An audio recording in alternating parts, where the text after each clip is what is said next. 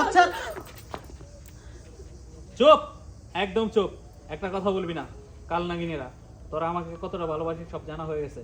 আমি বুঝে গেছি তোদের ভালোবাসার স্বার্থ দিয়ে গেরা।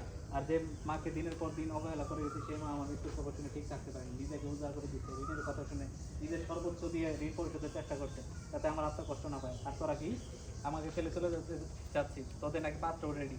আরে তোরা কেমন মানুষ? তোরা আমার খেয়ে আমার পরে আমার মাকে বস্তায় করে মেরে ফেলতে চেয়েছিলি। এই বন্ধু আমার চোখ খুলে দিয়েছে। আমি মাকে কষ্টে রেখে তোদেরকে সবচেয়ে দামি পোশাকে রাঙিয়েছি, এই দিলি তার প্রতিদান। দুইজন একসাথে মাপ। মাফ করে আমার ভুল করছি, কোনো মাপ নাই। যাও